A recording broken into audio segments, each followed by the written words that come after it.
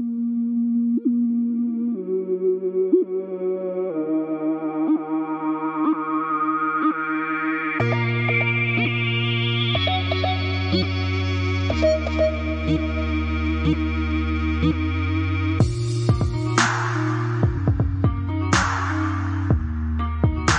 is Evolutionary Radio. This is your host, Trevor Kouritzin. Joining me, as always, we got Steve Smee. Hey, what's up, guys? Happy Halloween for everyone out there. We got a very exciting episode. It is Halloween. Mike, thank you for joining us on Halloween. Mike Arnold is today's guest. Mike, welcome to the show. Thank you. Thanks for having me. What you guys didn't see is before we started recording, there's quite a bit of technical difficulties. Mike, I'm amazed that you've never used Skype. Really? You've never used Skype before? I have not set it up. I've used it a couple of times, but basically all I had to do was call somebody with my cell phone, and they did the rest of the work. So, no, I'm not too familiar with it. I know I'm a little bit behind the times on that, pretty much with all this technology that's been coming out. I just haven't kept up on it over the last 10 years or so. I know I need to get with it, but you remind me a lot, Mike, of a lot of my professors. I'm in academia. I'm a graduate student. And a lot of my professors, they still have flip phones and they know nothing about technology, but they're absolute geniuses, right? And technology is just something that doesn't interest them, right? And that's kind of what you remind me of is you're such a wealth of information, but you're kind of behind the times when it comes to technology. It's kind of just I can just see you're passionate about information, you're passionate about steroids and SARMs and all these sorts of things. And you're like, technology, I don't care. It doesn't interest me. Yeah, I just really don't have too much interest in it. I know I see everybody buying all these new expensive phones. And I mean, my daughter, who, she's just young, she's 13, and she's known more than me about this stuff since she was probably 9 or 10 years old. And I just I just don't care about it. At least the millennial generation, they're good for something, they can help you out with that. I still have an iPhone 4 and people make fun of me. I got a little iPhone 4. So I think we're up to an iPhone 8 now. Even an iPhone 4, Steve? That's back in that's what the dinosaurs used. Yeah, I had a flip phone before that, so it works fine for me. I'm gonna stick to it. All right. Oh, geez, I'm recording with two old men. Yeah. So the reason we want to get Mike on the show is Boston Lloyd has been on the show as a guest multiple times. Boston Lloyd is a good friend of both mine and Steve's, and got Ariella pregnant. So first off, congratulations, Boston. I don't think we've said that on the show yet. So Boston Lloyd got Ariella pregnant. Everything's looking good. It's a healthy pregnancy. So congratulations to them. The most amazing thing is that Boston got Ariella pregnant while on cycle. He didn't come off. So basically Boston hired Mike. Mike gave him a baby making protocol that obviously worked. And, when Boston got Ariella pregnant, he basically emailed me telling me the good news. I said, you got her pregnant while you were on test?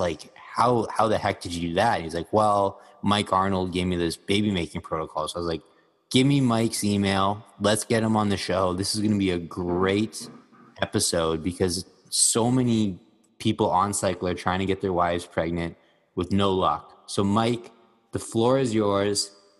Basically, what did you tell Boston to do? Yeah, going back to one thing you were saying a second ago about, getting pregnant on cycle, I think there's a bit of a misconception out there regarding people having to come completely off. It really just something you may have to. It just depends how you're going to approach it. If you're going to approach it from, I want my own pituitary cranking out its own FSH and LH, and I want to do it, have your body, the entire HPTA working, then you would have to come off completely, because anything like the AAS or even SARMs would basically shut down your hypothalamus from signaling the pituitary, so you wouldn't be producing any FSH or LH. So if somebody wants to take that route, like the Clomid route, which, is, people have been doing that for decades, it can be very effective, but when you have guys that either, they're so shut down that even with off time and a bunch of Clomid use, sometimes it can take a very long time for that to work. And it's certainly not going to work if you're still on. But people have heard of HCG, which has been around for many years now. Bodybuilders have been using it for a long time. And one of the newer drugs that's come around, it's still been around for quite a few years, but it's starting to get more popular, in recent years. It would be HMG. And you don't need to go off cycle. The amount of gear you're taking really is irrelevant. And the reason for that is HCG, which most people are familiar with, really just mimics LH. Well, if you were to inject HCG or just LH, if you had LH by itself, it bypasses your pituitary, so you really don't need to turn that back on. So when people use things like HCG and HMG, you're still actually technically shut down, at least at the level of the pituitary. So that hormone, HCG, just travels right to the testes, and it mimics LH in the body. So it basically signals the testes to produce testosterone, just like your own pituitary's LH would do. So it doesn't matter if you're taking AAS or the quantity of AAS you're taking, the HCG will still do its job. That's why a lot of people use HCG on cycle throughout their cycles, so they don't, lose testicular size. And it also makes it easier to recover when people do go off if they decide to go through a PCT.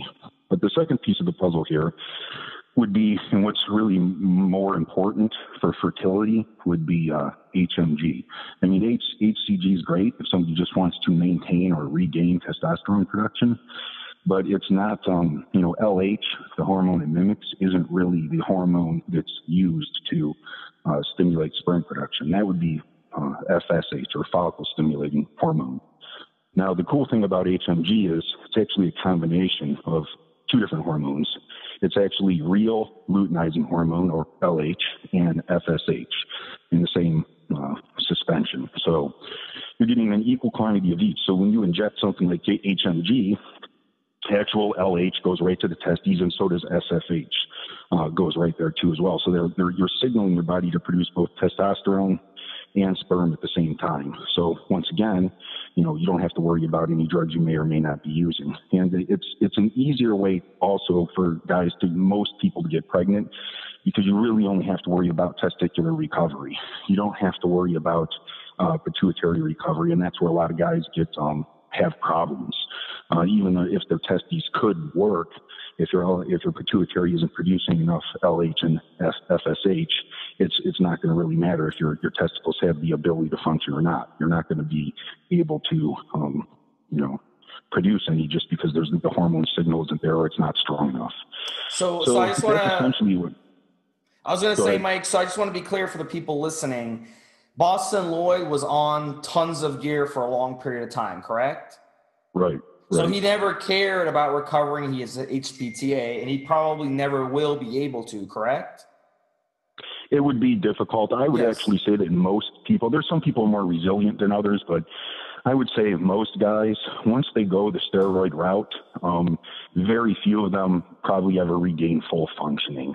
I mean, you'll have your anomaly here and there, but, and most people can regain to a degree. But say you started out, if somebody you had an 800 testosterone level before you ever touched a drug on average.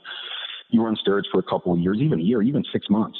It's doubtful that you're ever going to go back to producing that level of testosterone again, without any assistance, if you decided to quit steroids. And then that's assuming you use PCT. Your body probably just won't continue to produce the same amount. And for guys that are on for a long period of time, 5 years, 10 years, even if they take breaks here and there, there's just so much suppression going on for so long that most of these guys are going to end up on TRT. It's just going to be the rare person that's going to be able to do something like that and can bounce back and still produce a decent level or an acceptable level of testosterone. So this protocol basically is not for someone who cycles on and off steroids, who's trying to get their wife or girlfriend pregnant. This is for someone, this is kind of an extreme protocol, like you said, where you're mimicking LH and you're skipping over the pituitary gland functioning. So is that correct? So someone listening to this should just basically, who has a healthy HPTA, should just come off steroids and try to recover their HPTA correctly versus doing this extreme protocol. I just want to be clear, because most of our listeners cycle steroids on and off in a healthy way versus like, well, you can do it that way. It's really, when I talk to people about it, I usually present them with both options. Usually the faster option is just to use HCG and HMG, but like you said, if somebody, I guess it depends what the individual wants. If they want to be able to fully recover their HPTA, they want to retain that functioning on their own, then yes, the only way you're going to be able to get there, you're going to have to go off all AAS, and you're going to have to go through, Clomid, Novadex, and AI, not necessarily all of them, but, the common PCT drugs that people use and attempt to regain functioning. That will take longer. Does that mean that somebody that does cycle the steroids can't use the other one? No, anybody can still use it if they want to. I've had people that have tried to, you go the Clomid route for a while, and it just wasn't working. 6 months later, 9 months later, 10 months later, a year later, they haven't had success in impregnating their wives, and they've switched over and then had success within a relatively short period of time. Okay. So it's not that. So go ahead with the protocol that you, if you want to share the protocol that worked for Boston Lloyd. For someone who's been abusing steroids for a long period of time, what was the protocol? It was HMG with Clomid? Yeah, it was, he was using, yes, it's nothing, it's actually, a lot of people have actually employed the protocols like this or very similar to this, and you'll see them out there. One difference that you might see between this one and some of the other ones is it's a bit of a higher in HCG dosage. Now, this isn't something I would recommend somebody do long term, just because of potential desensitization issues. But depending on the individual, it's not always the same. But I believe, I don't remember exactly what Boston's HCG dose was, but it was fairly high. It was a few thousand IU. Normally what I'll have people do is I'll have them use HCG 3 times a week, say a Monday, Wednesday, and Friday protocol, and it could go range anywhere from 1,000 up to 3-4. In some cases, I've even had guys run 5,000 each inject. Now that might seem like a very large dose, and it is a large dose, but it isn't something I would continue with for a long period of time. It would be more short term. And then the HMG is generally one vial, which is a 75 IU vial, 75 IU of both LH and FSH. And then that would be on alternate days. So say Tuesday, Thursday, Saturday. And that's really all you need to take when you're doing, at least the male, when you're trying to regain fertility. Without the HMG, you're going to have a much more difficult time, because even though HCG mimics LH and LH is found in HCG, for reasons that I'm not even sure if anybody understands why. I've tried to do some research on it and look around as to why HCG would even be necessary or helpful, but it does tend to be helpful. The sperm count tends to recover more quickly when both are used together, so you'll find most people recommending them used together. If you want to increase your chances even more of impregnation, you would have the woman use something like Clomid. Now, there is a risk of twins, and most people are aware of that. It's not a really high risk, but it does go up to, from the statistics I've seen, it goes from about 1%, 1.5% for somebody that doesn't use Clomid to about 1 in 20, so about 5%. So it does go up considerably, but it's still fairly low. If the chances of having more than twins, like triplets, that's like 1% or less. But people need to be aware of that, because if somebody really doesn't want to be caring for, multiple kids at one time, then it is something to think about. But it will increase the chances more, because if the woman drops more eggs, there's going to be a greater chance of fertilizing one of those eggs versus there being just one. So if you attack it from both angles, you'll increase your chances of pregnancy to a greater degree. But that's a decision the couple would need to come to, on their own, whether or not they want to employ Clomid in the woman's case. Trevor, do you have any other questions on that before we move on to another topic? Well, what I was going to ask is, HMG, this is something I've heard about. It's fairly new. It's not something I've done a ton of research on. The problem with peptides, and I'm sure you know this, Mike, is that it's so hard to find a good source. The market is full of fakes. Where would someone find this HMG? Can you get it? It's not a peptide, Trevor. It's a hormone just like HCG. It's not a peptide. Okay, anyways, this hormone, where could you get it? Can you get it prescribed by your doctor? If you went to like a fertility clinic, would they be able to prescribe it for you, or would you need to use like an you can. It depends on the doctor, really. I've talked to some people, some clients. They've come back and said, "Mike, my doctor won't give it to me," and then others said, "Yeah, it's not a problem." Obviously, if somebody can go to their doctor and the doctor can give them a prescription for it, especially if you have insurance, that's the way to go. Clearly, you pay hardly anything. You know what you're getting is legitimate. You're doing everything legally. So sure, try that way first. That would be what I would recommend. If not, there's a variety of places, online pharmacies all over the place that can sell it to you. I'm sure there's plenty of fakes out there and things that are junk or crap or don't even have HMG in it at all. But, if you look around and what sources are good, and I'm not going to start listing sources or anything like that, but, there might be some good sources for a while, and then they might, fall off and they're not there, and then you need to go look around for some other ones. But it's not as commonly used as something like HCG, so, it's going to be, it's not as going to be as easy to find, but if somebody wants it, it's fairly easy to find it out there. And there are lots of, like I said, online pharmacies sell it. A few peptide companies are starting to pick it up and sell it now, but most peptide companies aren't yet at this point. But yeah, it's out there. It's not something like AAS where, you really need to be concerned with the legality issues. I haven't seen, the DEA be that concerned with importing HMG yet at this point. So it is a bit easier to find than some other things.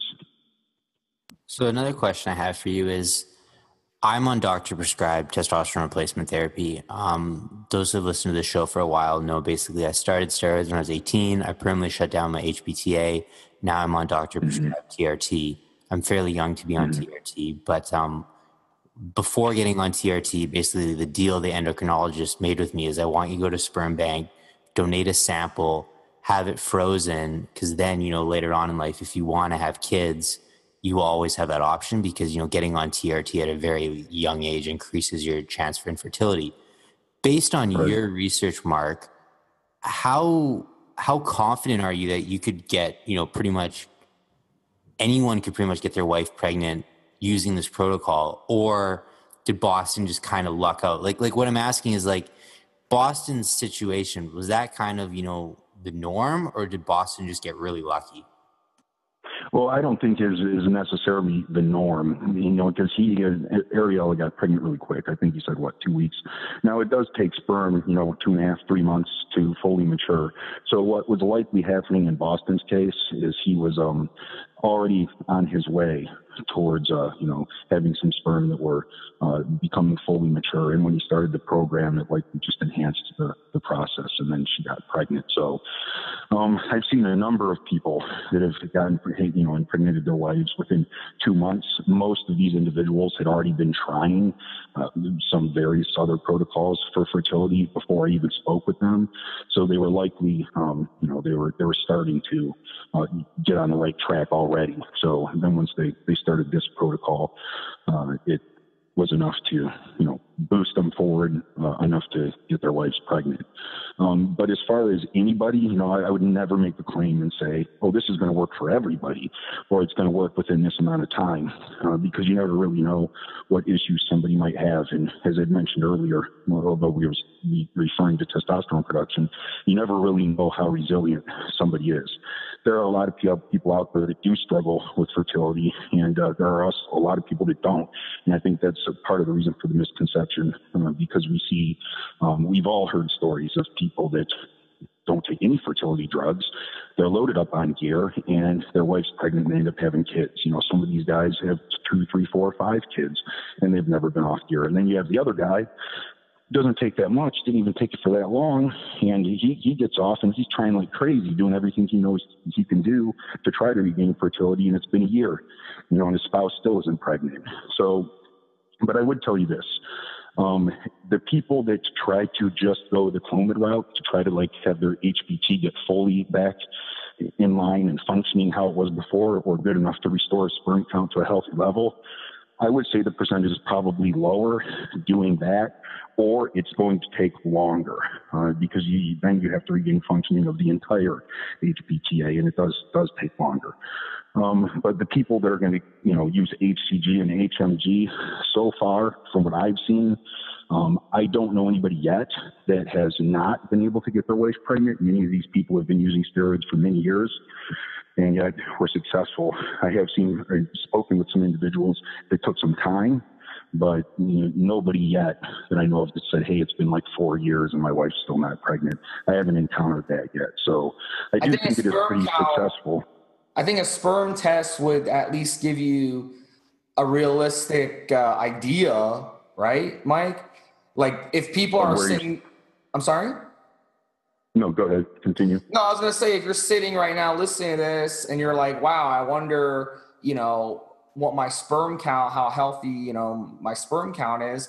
Shouldn't people go get a sperm test? Wouldn't that be an accurate measure? And if your sperm count were, low, then at least hey, I have a less chance. Did Boston get a sperm count? Do you know if he had a pre and during sperm count? I do not know if he did or not. I don't recall if he had mentioned it to me at the time, so I can't answer that question as far as whether he did or not. But yes, obviously, if somebody is trying to have success in impregnating their spouse, they're going to want to see how they're doing. You got to go in and you got to get your sperm count tested, test for motility, all that. See where you stand. Not only going to tell you if the if you're having success, but it's going to tell you if you need to move on to something else. Because you don't want to sit here and waste your time. If you're using one protocol and it's not working for you, you want 8 months into it and your sperm count still sucks, your motility still sucks. Maybe at that point you might say, maybe it's time to try something else. So you need to do that to be able to gauge what if you need to move on or continue with what you're doing. And also as well, the wife should be getting looked at too, to see if, there's any issues on her end. It's not always the man, sometimes it could be the woman. She may not be dropping it. She could have other issues, especially with a lot of bodybuilders are dating or married to, women in the fitness industry. A lot of times when their body fat gets too low, they stop getting their periods or they stop dropping eggs. So, you could, you need to look at that as well, taking the whole picture. So that was going to be my next question for you, Mike. Now, I know Ariella only used Clomid for a couple of weeks, but could a female experience any side effects, any possible long-term side effects from long-term Clomid use? Because I know these are anti-estrogen drugs. Right. Yeah. Women and men can both experience side effects. Women actually would not use Clomid in the same way men do. When a man uses Clomid for PCT, fertility, whatever, he generally stays on, 50 to 100 milligrams, and he'll stay on it for an extended period of time, months, usually at least, even longer in some cases, until, pregnancy is achieved or he's made a full recovery in his PCT. Women don't use it the same way. So I'm actually glad you brought that up, because the last thing I'd want to see is, some woman, saying, oh, well, let's increase our chances even more, and I'm going to jump on Clomid, and I'm going to take 100 milligrams for the next 6 months. No, don't do that. They should only be taking it for a few days. General recommendations would be start 3 days into your cycle through day 7. So, 5 days of Clomid use, 50 milligrams. If she's still not dropping eggs after that, you could go up to 100. But generally, if the woman is under 38 years of age, you could do like about 6 Clomid runs, and then according to medical research or the medical community, they will recommend, if you have not achieved success after 6 Clomid runs, then just stop. If you're over 38 years of age, 3, and limit it to that, because there are a variety of side effects. I'm not familiar with all of them. I was reading down a list, but there can be some pretty serious side effects if it's abused, and that's why the doctors will tell women to limit it to only a certain amount of runs and then call it a day. So you really need to plan it. If a woman's going to use it, I would recommend she not get on it until the man has been on HCG and HMG for a few months, especially if he hasn't been doing anything prior to regain fertility, because you want to make sure that his sperm count is high enough, he's regained his motility, so that when she's using Clomid, there is a chance of her getting pregnant, rather than her just using Clomid when the man is still, not producing enough sperm because he just started using HMG and HCG, 10 days prior. So wait until he's got, some recovery in there and has the ability to impregnate, and then she can go on Clomid, and if she wants to. And, like I said, limit it to 6 runs under 38 years of age, 3 runs over 38 years of age. Got you. So that makes a lot of sense. Use the Clomid as a last resort because it'll also increase the chance of getting, twins and triplets. I got one more follow-up question for you, Mike, and then we're going to take the show on a little bit of a segue. So Boston was very stubborn, right? Obviously, he didn't want to get off gear. Let's say you had a client who was his goal is getting his wife pregnant. He doesn't care about staying on cycle or anything like that. Would best case situation be, get off all steroids, use the HCG, use the HMG, and try to get your wife pregnant? Or does it not really matter? Will being on gear not really affect your chances of getting your wife pregnant? You're talking about when using HMG and HCG? Correct. Yeah, gear doesn't really have. Does it matter if or not they're on gear? No, it doesn't really matter because, like I was saying earlier, you're bypassing. It's literally like you, in a sense, would be forcing your pituitary to produce the correct hormones. But rather than doing that, you're just taking those hormones and you're putting them directly into your bloodstream. So you don't have to. Your body doesn't have to be sent any signals to produce those hormones. You're injecting them right in there. They're going right to the testes, and they're signaling them, saying, produce sperm, produce testosterone. So it doesn't really matter if you're on gear or not. It's going to work. If it's going to work, it's going to work regardless. So there's not really a need to have to go off just to try to increase your chances. But one thing I've seen a lot of people doing that. Go ahead. I finish up and then I'll say something. Oh, I was just going to say one thing I've seen in some programs out there that doesn't make sense to me. So I would like to, maybe speak with some of the people and see what logic is behind this. But I see people recommending HCG, HMG, and Clomid, not for the woman, but for the man altogether. And I've seen several out there like this. And I have to wonder what the point of using something like Clomid is with HCG and HMG. I can understand a PCT where you use something like HCG or HMG in the beginning to kickstart testicular production of those hormones, but then you go off those drugs and then you switch over to something like Clomid to try to, the only real reason to use something like HCG or HMG on a PCT is really just so that once your pituitary starts cranking out LH and FSH on its own, through like Clomid, Nova, or a aromatase inhibitor, would be so that the testes don't really have to catch up in size. They're kind of already in a functioning state, so they can produce sperm and testosterone more quickly. But you don't want to run something like that all the way through your PCT. You're going to essentially keep yourself shut down because they are suppressive to the pituitary. So when I see people running Clomid with their fertility programs while they're using HMG and HCG, it just doesn't make any sense. It seems to be a useless addition, which really you're just going to give yourself, if you're prone to side effects from Clomid, more side effects for zero benefit. So I definitely would recommend people do that. Mike, what I was going to say is all of the guys listening to our show, after you said that, being on cycle isn't going to affect your results by running your protocol, I'm sure they're all just like going, yes, see, I told you I didn't have to get off cycle. Because let's face it, if you're on TRT, no one really wants to get off. So that was very informative. We're 30 minutes into our show, which is perfect because I wanted to basically break the show into two segments. So the first segment was the baby making protocol. The second segment is enotropics.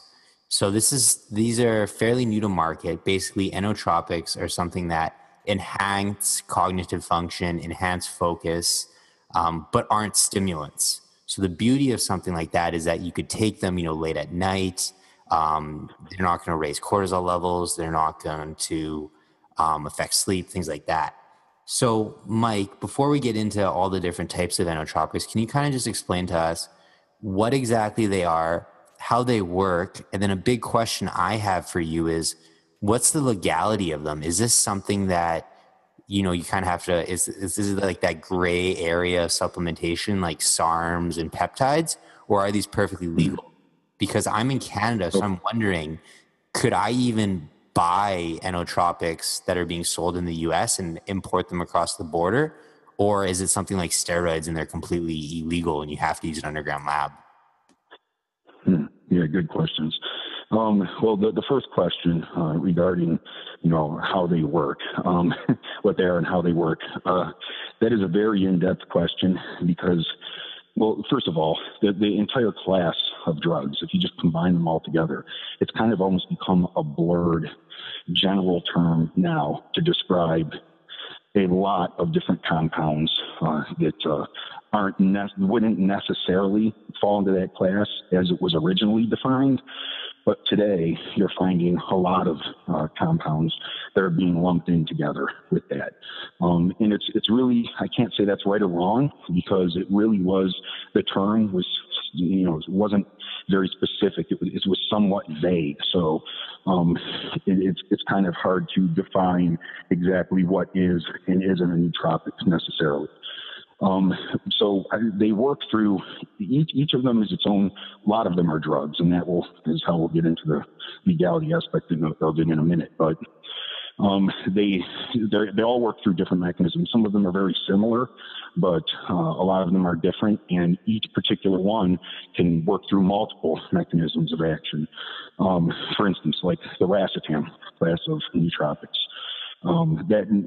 People generally know of them as working through like acetylcholine, where something like the ampakine class would be glutamate. But it's not that simple because there's plenty of ampakines that also, work through acetylcholine, and there's plenty of racetams that also work through, that have an impact on glutamate levels. So if we were going to sit down here and say, well, how do these work? We'd literally have to go into each one and go in depth on all the different mechanisms of action, which can get pretty complex, and we'd probably be here for hours and hours. But in terms of legality, because saying a lot of these they're not technically like nutritional supplements. They don't meet DSHEA guidelines because they're synthetic. They're not found in nature. They're synthesized in a lab, and a lot of these are sold openly on the market. They're not illegal, but they're definitely what would be considered a gray area of supplementation. And I've heard, and it seems like the FDA is starting to take a bit of an interest in it.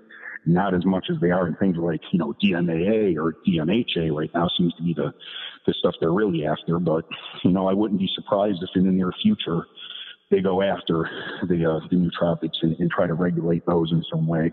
And if that happens, if they follow through with it and it gets done, then we'll lose a whole lot of different compounds off the market that do not meet DSHEA guidelines. So yeah, you would definitely be correct in stating that they are a gray area of supplementation, similar to like SARMs and peptides and things like that.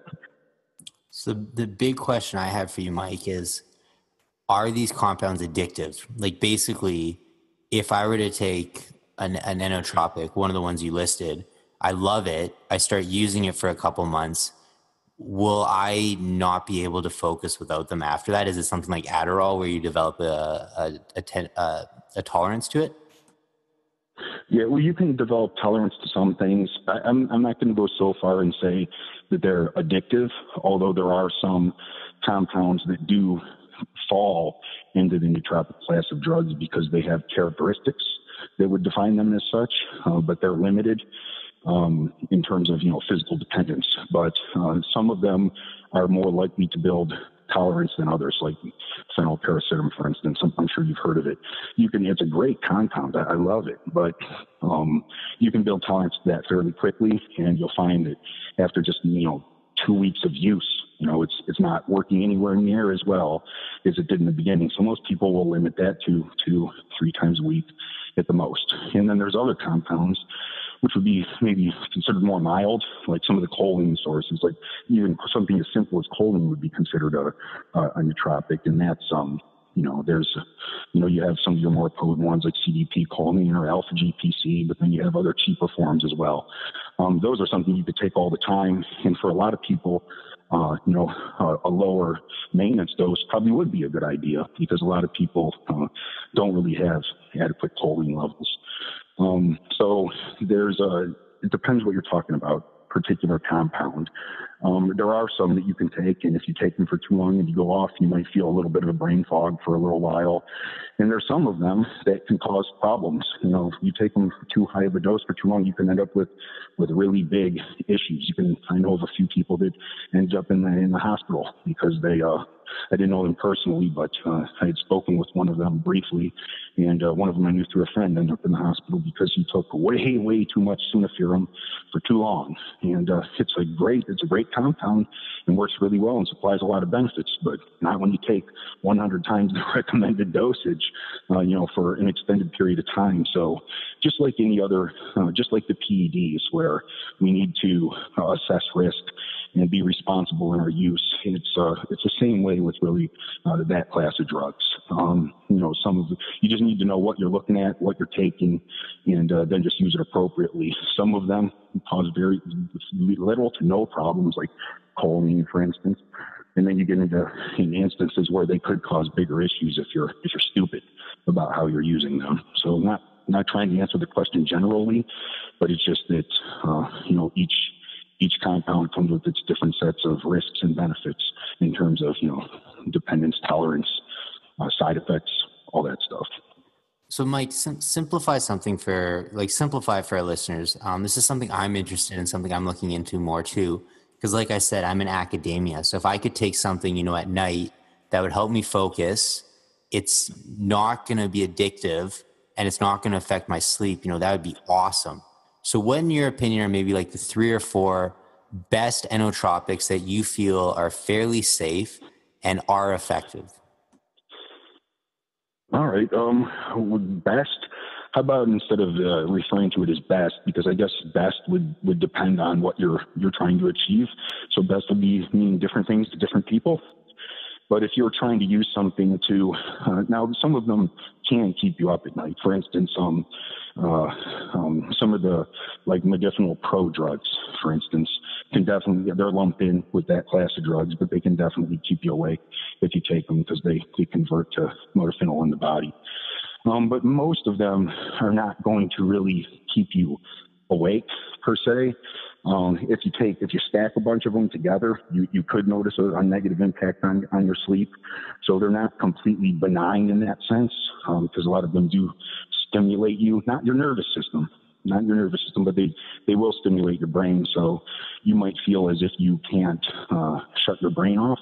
I'm sure, most people have had experiences with that where they lay down and they say, man, I just can't turn my body's tired, but I just can't turn my brain off. That can happen. But if you're really tired and you're just, you're ready to go to sleep, generally it's not an issue. It's not going to keep you wired like caffeine would or DMA would or something like that. So, in terms of best, it really comes down to personal opinion. Some of my more favorite ones are, let me start with the basic foundation. A lot of the nootropics are going to be choline dependent because they will require choline because they increase acetylcholine production. You're going to need some extra choline to help them work to the best of their ability. Otherwise, you're just going to burn out your choline stores. You're going to deplete them, and you could end up with something like headaches, and you're not going to be able to get full benefits from the drug. So a good solid choline source, it doesn't necessarily have to be one of the more expensive ones like CDP choline or alpha GPC. They're good. If somebody wants to take one of those, great, go for it. But if somebody's on a tighter budget, you can still get by with one of the cheaper sources and just take a little bit more of it, and it will do its job as far as supplying the body with adequate choline to help potentiate the effects of the other nootropics that you're taking. So that would probably be a good place to start, just to cover your bases so you can benefit from the other drugs fully. Once you go there, then it comes down to personal opinion. There's a lot of people that will say they love Noopept. I personally didn't like it that much. I love Suniferum. I think it's great stuff. Mildly stimulating, but I've never had a problem sleeping on it. I don't know anybody else that's had a problem sleeping on it either. It's very effective. It's pretty potent. It's even more potent than Noopept, and it's fairly new. It's actually been around a long time, but in terms of hitting the market, it's really only been around a few years now. You don't need much of it either. Between 2 to 10 milligrams really is about all it's going to take. That stuff works very well. Now, phenylparacetam, if you take too much, you could possibly have issues sleeping with that. So that really comes down to personal response. Personally, I've never had a problem with it. I know plenty of other people that haven't, but there's some that do. So if you can get away with taking something like that, at night, it doesn't last that long. So, you need to try that out for yourself and see. But I think phenylpyrazine is great stuff. Suniferin is great stuff. Solid choline source is a base. And then from there, there's a lot of different racetam drugs outside of phenylpyrazine, but I really think phenyl takes the cake on that one. The other ones can supply their own unique benefits. But in general, I don't think anything are going to be as potent or as well-rounded as phenylpyrazine. Uniferum is another good one. It's similar to suniferum, but it's a little bit less stimulating. So that might be a better choice for somebody like you at night if you happen to have a problem with it. But it supplies a lot of the same benefits, very potent, and works really well. After that, it really just depends on what effects you're trying to achieve and how you respond personally. If you look at a lot of these different nootropic stats, you see people out there, if you go online and you're researching what other people are taking, you'll see that the majority of them are all different, even people that are trying to achieve a lot of the same things, just because each one doesn't necessarily work for the other individual. Now, one thing about the nootropic class of drugs that I want to point out, and why some people are turned off to them, is there are a lot of them that don't seem like they do a whole lot, or their effects are almost imperceptible, versus something like, you take a steroid and you can tell it's doing something right away. Well, you take something like modafinil, which would be closer to the same thing. And, you're going to feel that. You take a high enough dose of moda, you're certainly going to feel it. You're going to know you took something, and it's undeniable. But a lot of the other weaker nootropics that are out there don't have a very profound effect. It's minor. So most of them, honestly, I won't use. I just don't see a need for them. So I tend to gravitate towards the stronger ones that have I can definitely discern that it's having an effect on me, and I can tell you exactly what it is and how it's working, versus saying, do I feel this? If I sit down and take something and I ever have to say to myself, is this actually doing anything? Then in my opinion, unless you're taking it for a health reason, it's a waste of money. If you can't tell if it's doing anything, why are you taking it? So but there's got to be, go ahead. That was a crazy amount of info. I'm sure both me and Steve are kind of just like, whoa, that was a lot to take in. For our listeners. Yeah, just cut me off if I talk to you. Just cut me off if I'm talking too much. No, it's great. It's great info. This is going to be an episode our listeners are going to want to listen to a couple times to try to take that all in. What I was asking is, part of the problem I'm having, researching these compounds is that there's not really a good source of information. I've been on PubMed, and there really isn't much human clinical studies done because they are so new. Do you recommend, is there like a source where people can read up on these compounds more? Like, where did you find all this information from? All the information I found, aside from personal experimentation, all on the internet. And now you can find a variety of different studies on the internet. Like you said, a lot of these don't have human clinical trials behind them because they've just never been used. Some do. Some of these drugs come from Russia, stuff like Nupept and some other ones.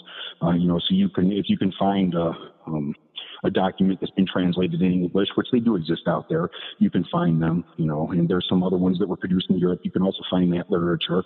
There's a few that are made in the U.S., obviously, when it comes to something like, I keep referencing modafinil because so many people know what it is.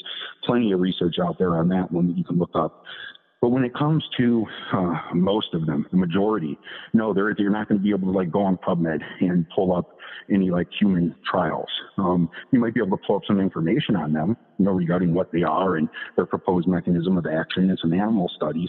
So you can learn a lot of information there that will help. But really, if you're starting your research and somebody's trying to really find out what they are, you just have to do what everybody else does. You got to look for as many studies as you can. You got to look for as many people that have written articles. And if you read enough, if you go over and pour over enough studies and pour over enough articles, and you gain the personal experience and you talk to enough other people that have used them, you'll be able to start, separating the wheat from the chaff. and you'll know what's true and what's not. So in part of the reason you might find that individuals will report different things on some of these compounds isn't because they're lying or that they don't know what they're talking about. It's that it's affecting them differently than it affects the other individual that maybe wrote an article on it. I hear that with Suniferum a lot. You might see somebody say, this is the best one I've ever used. I love this stuff. And the other guy says, I hate that. Not that it didn't work, but that they just didn't like the effects it provided for them. And I've seen people say they love Noopept, and I've seen other people say Noopept did nothing for me. I felt nothing.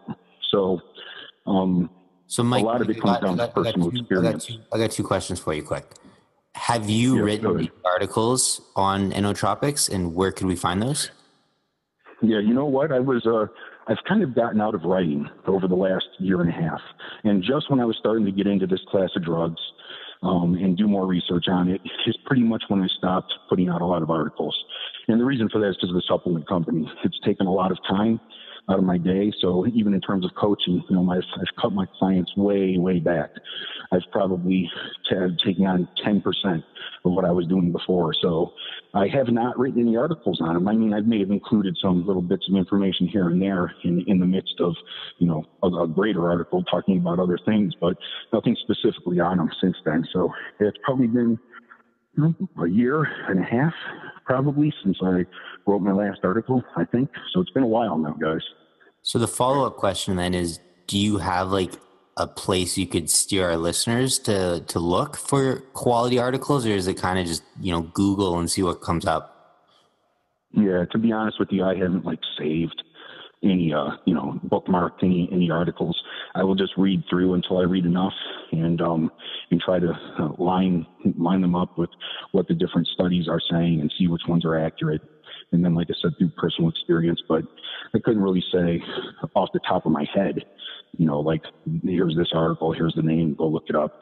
I really just recommend people go out there and you just have to dig. You have to dig through the stuff. It's not, I don't think there's really an authority on it, because so many of these compounds have not been used in human beings. How is there going to be an authority if you can't cite any scientific research to say this is exactly what it's doing and the exact effects it's having in numerous clinical studies? Then it really just comes down to what people are saying in terms of how it affected them. So I'm gonna ask one more question, and then I'll let Steve ask any questions he has, and then I'm gonna close up the show. So, Mike, I think part of the issue that, we're running into with, someone saying, hey, I tried this Inotropic, I loved it. And then person B saying, I tried the same Inotropic and noticed nothing, is with gray area supplements, things like Inotropics, SARMs, peptides, so much product on the market is fake. So what I personally think is that person who said, hey, I tried this thing and got nothing out of it, in my opinion, they probably got a fake product or an underdosed product. So I was going to ask you is, for our listeners, 99% who are looking to use an Inotropic, they're basically looking for something that they can take in the evening because either they train late at night, either, they're like me, they're doing some sort of schoolwork, something like that late at night. They want something to help increase focus, but won't affect sleep. Is there a product or a couple different Inotropics that you could recommend our listeners to experiment with who are looking for something like that? And then after you answer that question, I'll let Steve ask any questions he has. Okay, yeah, no problem. Yeah, really put me on the spot there with that one. In terms of, here's what I'll say. I'll make it easy. Well, first, let me tell you this.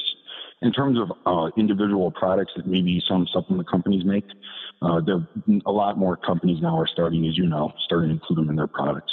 A lot of them are more holistic products, like you might find them in a pre-workout that also has stimulants or whatever.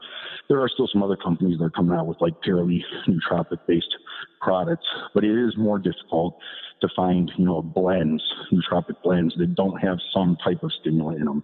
At the minimum, most will have at least caffeine or something like that. So when it comes to which ones you can use, really, they are nothing like regular central nervous system stimulants in terms of how they're going to affect your sleep. The only ones I would really say stay away from if you're trying to go to bed would be modafinil or any of its prodrugs.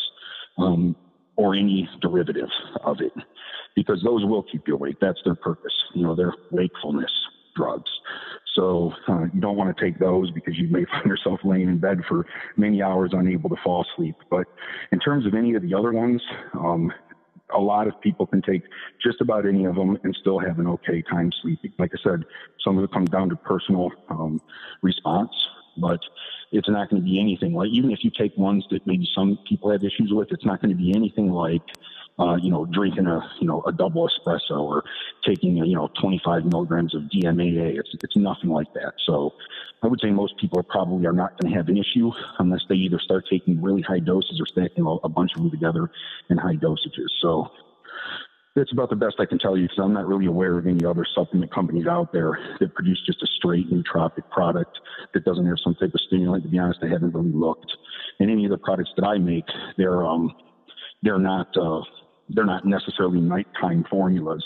I have one product that includes nootropics, but it's in daytime.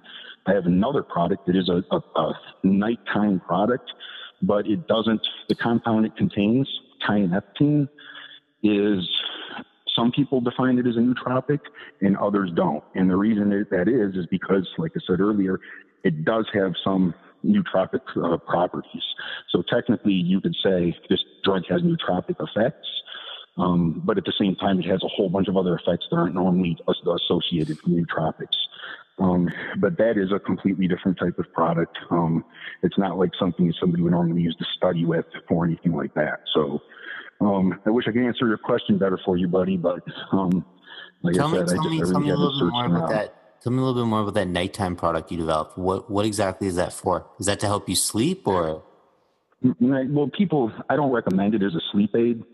And the reason for that is you shouldn't be taking it every day. If you take it every day, you could develop a physical dependence to it. Now, it is unlikely, because I have added compounds to it that are going to reduce the possibility of that occurring. And because it has a relatively short active life, it's not like it stays active for 24 hours or something like that. It's not going to stay active in your system for that long. So the chances of having any type of physical dependence is going to be low. But what it basically is, it's a tyneptine product with different potentiators added to it and anti-dependence compounds added to it. And essentially what tyneptine is for those people listening that aren't aware, is it has a variety of effects in the body, but one of them is, here's what people use it for. It's good for pain. It's also good for increasing, it's basically an opioid-like drug. It's a full opioid agonist, just like something like oxycodone, hydrocodone, morphine. Same type of mechanism of action. Attaches right on the opioid receptor and activates it. So you're going to get all the same effects that you would get from that you're going to from, taking a Vicodin, for instance, or a Percocet or something like that. The difference between this product and those, traditional prescription opioid agonists is that tyneptine is not going to cause a decrease in physical performance. And it's actually been studied and has been shown to not decrease physical performance, unlike traditional opioids, which kind of make you just, want to lay on the couch or whatever else. Now, if you take too much tyneptine, you take a lot of it, you might just want to lay down and not do anything. But it's very unique. It's the only compound in its class. So there are no other drugs like it. If there was something else I could compare it to and say, here's this, and that, this is similar, just a different drug in the class, but there aren't. It's very unique. It stands alone. So it also has a bunch of other benefits on cognitive function. And it's great for pain reliever. I find a lot of people using it, guys, they're in pain at night, they have training-related injuries. Some people use it during the day. At the same point, some people will just take the non-PM version, which has some, wakefulness drugs in it. And a lot of people use that before training because they say, you know what, this is the first time I've been able to train without pain. I feel great. My mood's great. And, they love it. So the PM version is essentially, it doesn't have any of those stimulants in it. So you could definitely fall, use it and go to bed, take it at night. It's not going to negatively impact your sleep at all. If anything, it will just help your sleep, just like a regular opioid would, but it won't knock you out. Like I said before, it's something that isn't going to turn your mind off or negatively impact your ability to exercise or train or engage in any other type of physical activities. Steve, do you have any last questions? I'm just curious how much do these things cost, and how easy are they to get? Very easy to get. I mean, there's so many companies out there today selling these things, and most of them are cheap, honestly. Some of them, may cost more than others, depending on what you're buying. Some of the more expensive ones would be modafinil and its analogs. Those are a bit more costly. And some like something like alpha GPC or CDB choline is kind of expensive for a choline source. If you're taking a higher dose of that, you might spend some money. But generally, most of these are sold in singular form. You don't really find a bunch of blends with different ones. You will just find you can buy this one, that one separately, all by themselves. And the cost is usually pretty reasonable, but they're usually in powdered form too. So you have to measure it out. Make sure you have a scale, because a lot of these things, they're dosed in such small amounts. If you're trying to take 10 milligrams of something and you just got a little thing of powder that comes in the mail, sorry, but you can't just take a spoon and, just that looks about right. No, you can't do that. You can end up taking 100 times more than you're supposed to and end up having some problems. So you really do have to have preferably, a microgram scale, so you can get very accurate with it. But you need to have a scale, at least a milligram scale at the minimum, so that you can, you can weigh your stuff out. But yeah, it's easy to get, and they're fairly inexpensive unless you start, buying several of them and stacking them together. Then the cost could start to rise. Mike, this was a really interesting show, especially the enotropic section. I mean, wow, that was a lot of information to take in. This is definitely an episode that I myself am going to listen to a couple times. What is your supplement website, Mike? I'll let you give that a quick plug, because I'm actually pretty interested in that product you're talking about. Can you say the name one more time? That's like an opioid, but it won't affect your ability. Yeah, there's two of them. The first one that we came out with was called Vicane, and that was a combination. It's an opioid stimulant complex. So just as the name sounds, it provides those effects. It would be similar to taking an opioid and stimulants together. But unlike most stimulant products on the market, it doesn't contain, DMAA or any of the other strong central nervous system stimulants. It contains only a small amount of caffeine, because I wanted to stay away from that I'm shaking, I feel geeked out type of feeling, anxiety. I didn't want that in any of my products. I wanted people to be able to focus, be awake, have energy, and improve all aspects of their cognitive function without feeling overstimulated, which some people love, that really powerful stimulation feel, and other people don't use pre-workout products because they hate it. So the original product, Vicane, is an opioid stimulant complex. The other one is called Vicane PM. Essentially, I named it that just because I took out all the stimulants, I increased the dose of the opioid compound, and added potentiators and anti-tolerance compounds to it. So, and that would just be called Vicane PM. And both of those are found on the website, which is masubs.com. And I'm telling you guys, if you are unfamiliar with any of these compounds or these type of products, I know we read this stuff, all what I'm about to say. You see it in like every supplement ad, all over the place. You always see people saying, "Oh, this supplement breakthrough of that last decade," or whatever else. I mean, everybody's trying to make their products sound like they're something new and radical and amazing. But you will not find any other products in the entire fitness bodybuilding industry like those. There is nothing like it. And when I've made the comparisons before to people that have said, this is like taking a Vicodin, dude, be careful, don't take a whole bunch extra or whatever else, gauge its effects on you first. They don't believe me. Say, I can't tell you, there's been hundreds of people that have said, I just thought it was just a bunch of hype, just trying to sell supplements. No, that's not what's going on here.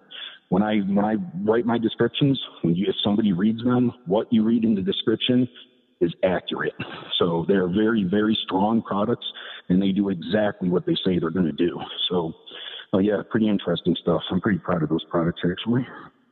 Interesting. Well, Mike, we really appreciate you coming on. Once again, I just want to give a big congratulations to Boston Lloyd and Ariella on getting pregnant. Yes. I'm trying to convince them that if it's a boy, they need to name it Trevor, but I'm still working on it. I believe the boy name they have picked out right now is Jackson, but you never know. Trevor is another good name. For your host, Trevor Kouritzin, for my co-host, Steve Smee, and for our special guest, Mike Arnold, this has been another episode of Evolutionary Radio. Live your life, look good doing it. Thanks for listening.